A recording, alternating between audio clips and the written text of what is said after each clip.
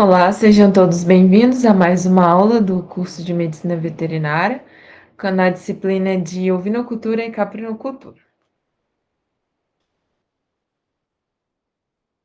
Hoje nós veremos a nossa unidade 7, referente ao tema produção de carne.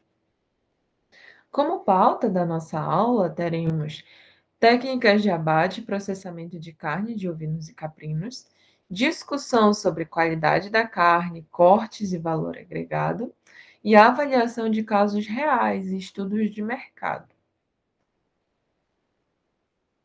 Bom, como nós vimos nas aulas anteriores, os caprinos e ovinos eles têm aptidões para produção.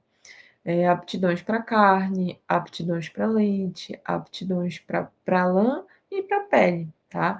E aqui na aptidão para carne, nós temos um valor com um produto com um valor agregado muito grande, principalmente na região Nordeste, é onde tem a melhor saída da carne, um escoamento mais fácil da produção. Então, tem a questão cultural, regional, tá? Então, a carne na região Nordeste ela é mais apreciada, região Nordeste e região Sul.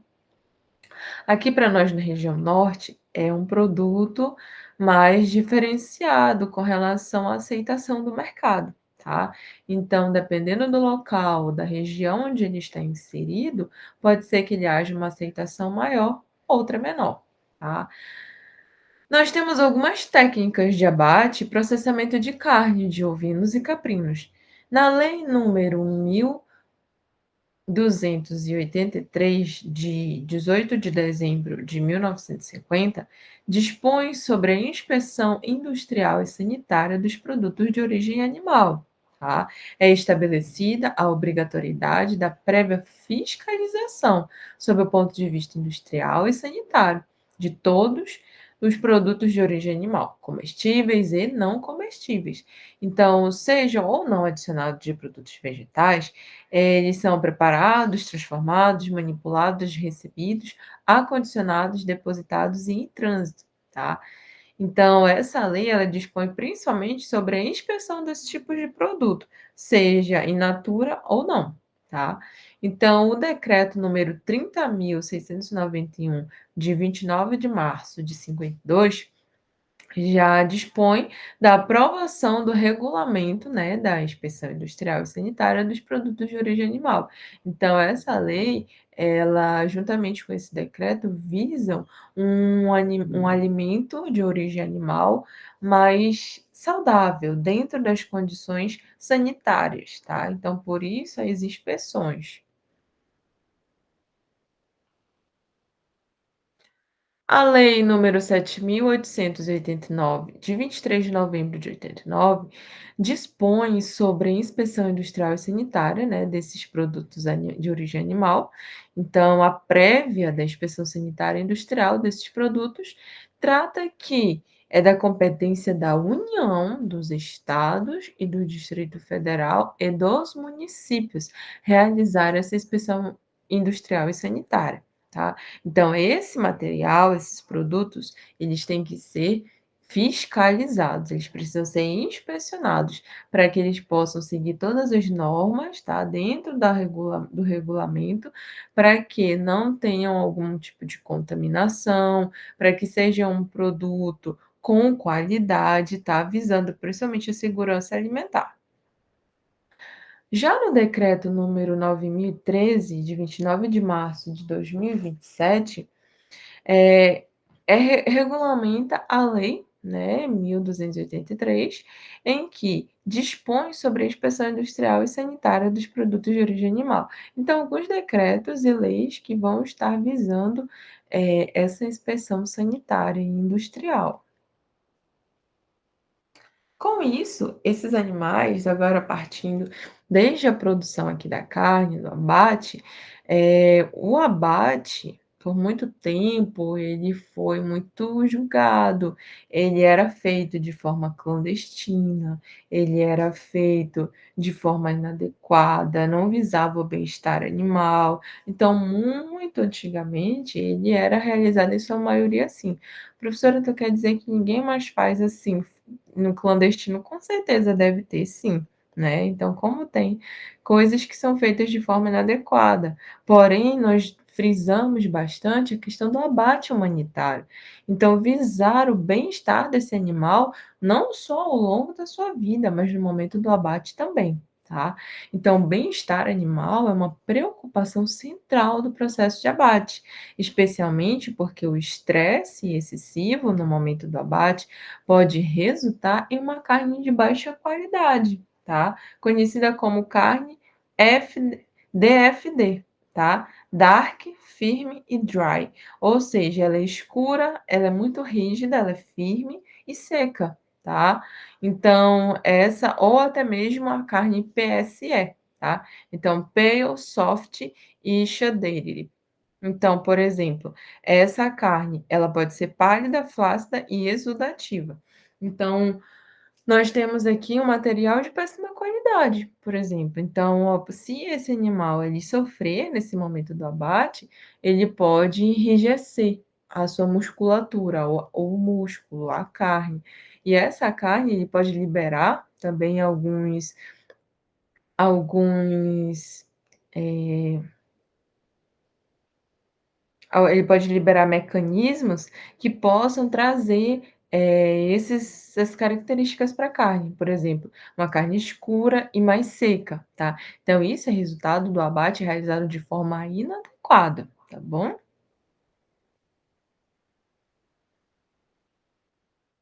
Muito bem. O uso de técnicas de abate humanitário, como a insensibilização prévia ao abate, minimiza o sofrimento dos animais e preserva a qualidade da carne, ok?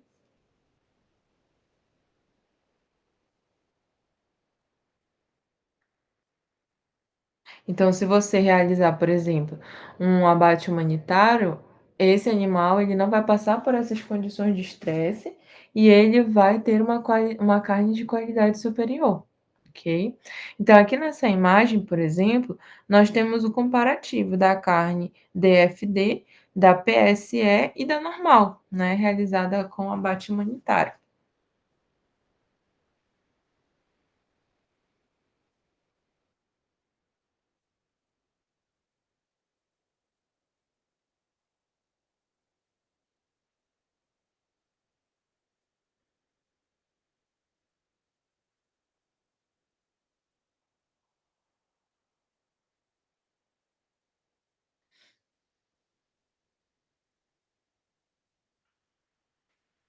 Então, aqui nós temos algumas etapas, tá? Para proceder com o abate humanitário. Sendo que, nesse pré-abate, é necessário haver o preparo do animal, tá?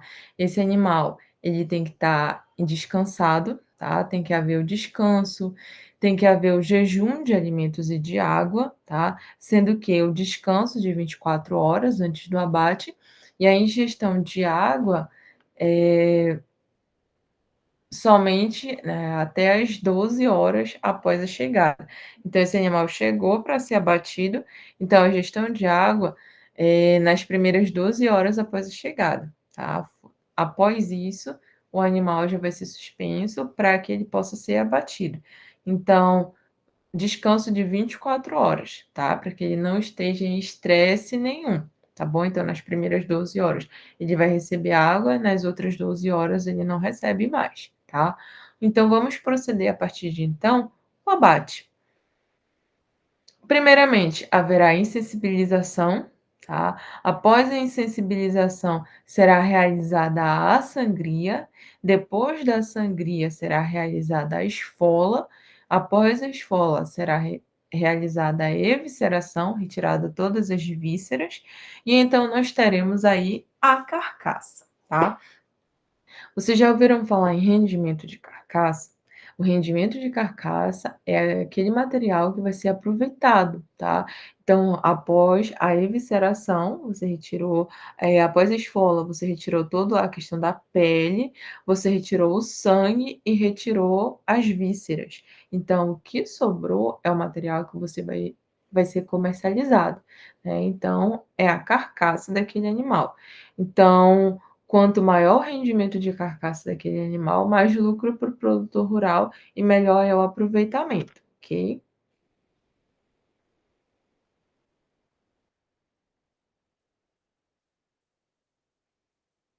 Aqui eu trouxe uma divisão dos componentes corpóreos após o abate, tá? Então, nós temos inicialmente o peso vivo ao abate, tá? Temos aqui um conteúdo gastrointestinal, tá? Então, o trato dele. Após a retirada, temos o peso do corpo vazio, tá? Então, você tirou após a evisceração, você tem o peso do corpo vazio. Então, após o peso do corpo, você tem o peso da carcaça, tá? E você tem o peso dos não componentes da carcaça, que são os órgãos, o trato gastrointestinal e outros subprodutos. Então, você retirou a evisceração, fez a evisceração e aí você tem o peso da carcaça, tá bom? Sendo que os outros produtos são sangue, pele, cabeça, extremidade, depósitos adiposos. Isso já foi tudo retirado da carcaça, tá bom?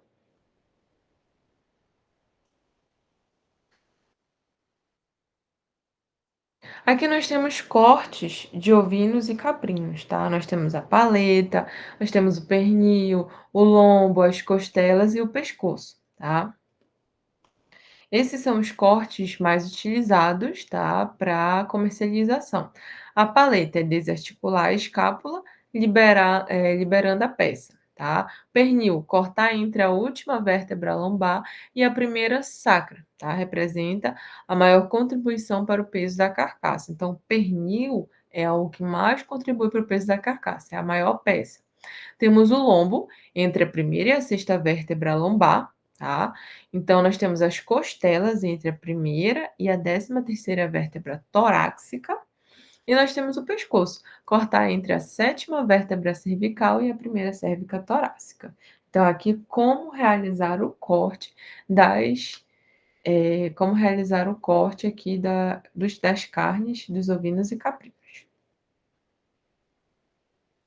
Aqui nós temos uma imagem, é o pescoço, a paleta, costela. Vejam o pernil, que fica, é a parte mais nobre, né, que é a parte traseira, o lombo. Vejam como tem as vértebras, para se fazer o corte.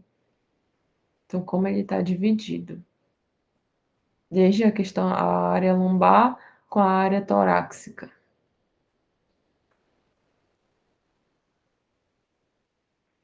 Agora, uma breve discussão sobre a qualidade, da carne, dos cortes e do valor agregado.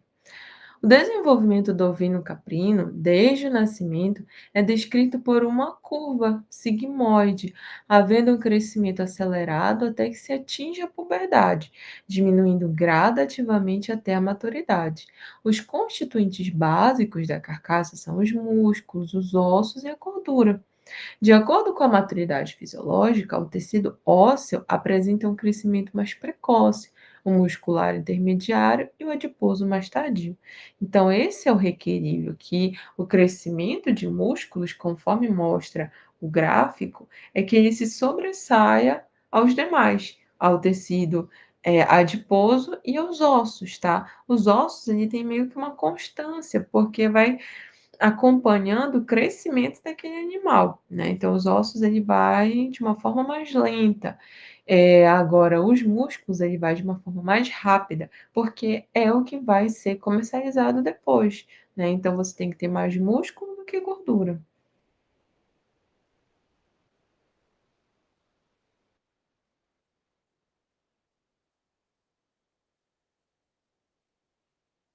Então vejam aqui nesse gráfico que conforme aumenta o peso vivo e ele muda de fase fisiológica, por exemplo, do nascimento para a puberdade para a maturidade, esse comportamento ele muda. Quando ele está do nascimento até a puberdade, é como se andassem juntos ali, sempre o músculo se sobressaindo.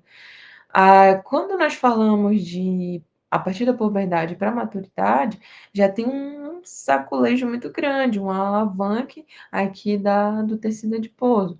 Então, é importante que os músculos se sobressaiam. E na fase de maturidade, né, os músculos eles já têm uma constância, tá?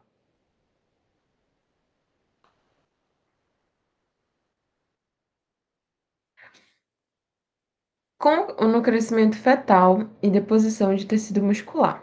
No terço final da gestação, aproximadamente 70% do crescimento fetal ocorre, incluindo o desenvolvimento dos principais órgãos e tecidos. Tá? Nessa fase, o tecido muscular ele está em formação acelerada, sendo diretamente influenciado pelo aporte de nutrientes fornecido à matriz. Tá? Então, uma dieta inadequada, com restrições de proteínas, energia ou micronutrientes essenciais, pode prejudicar a formação das fibras musculares, resultando em uma menor quantidade de células musculares, chamadas de hiperplasia, e, consequentemente, um potencial de crescimento reduzido após o nascimento. Então, tem-se que você tem que seguir a dieta adequada para que não haja essa hiperplasia, né? Então, para que você realmente tenha uma boa produção de músculos, de carne, afinal de contas, esse é o objetivo. Então, não adianta você querer que aquele animal tenha uma boa produtividade se você não fornece uma dieta adequada.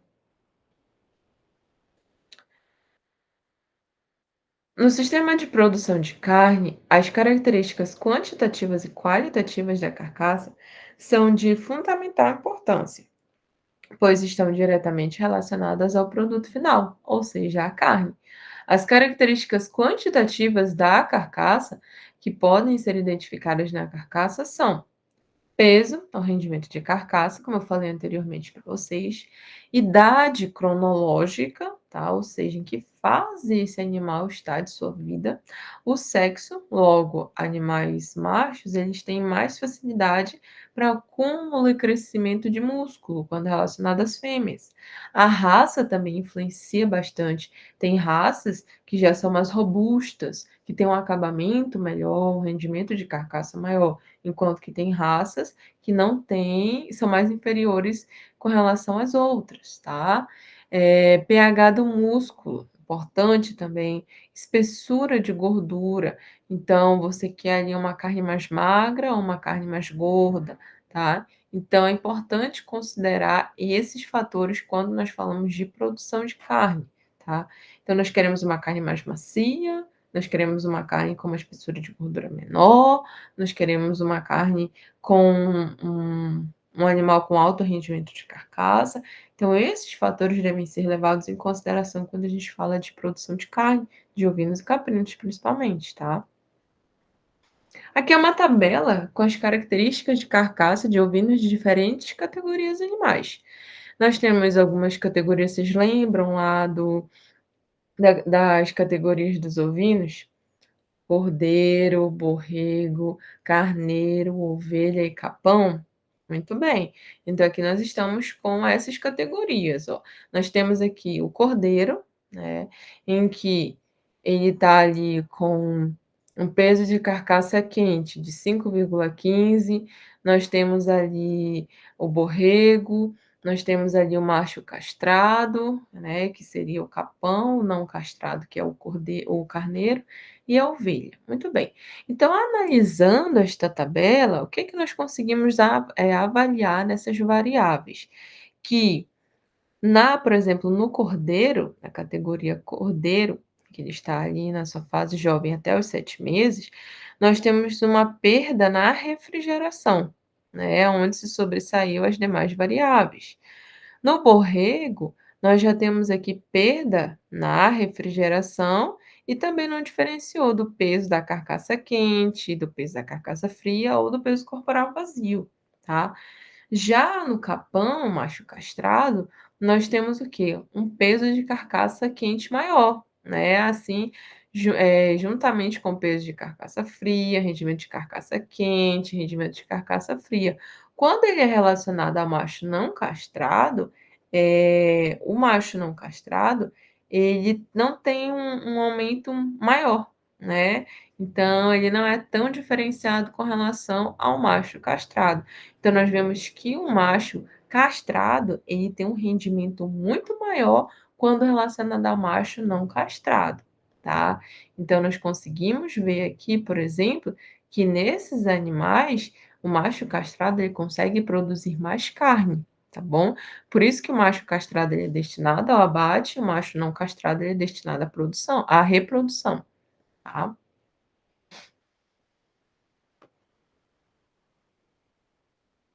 Cobertura de gordura das 5 classes.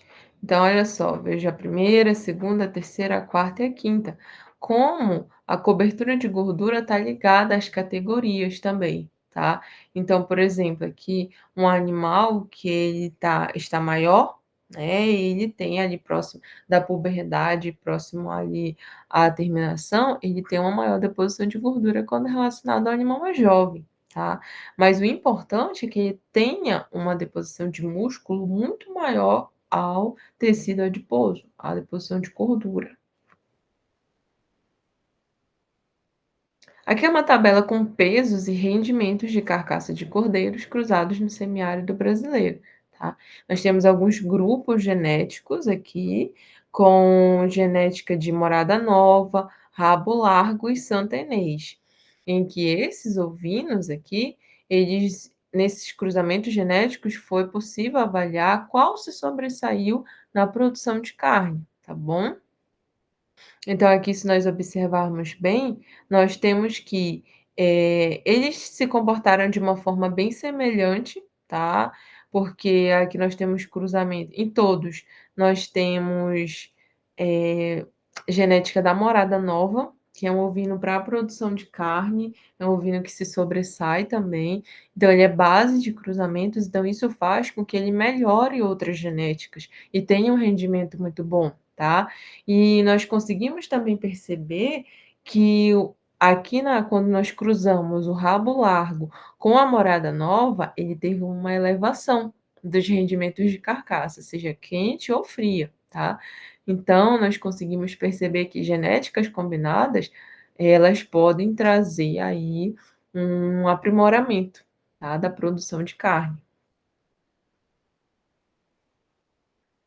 Aqui são parâmetros físicos de qualidade da carne de cabritos mestiços segundo o grupo genético, tá?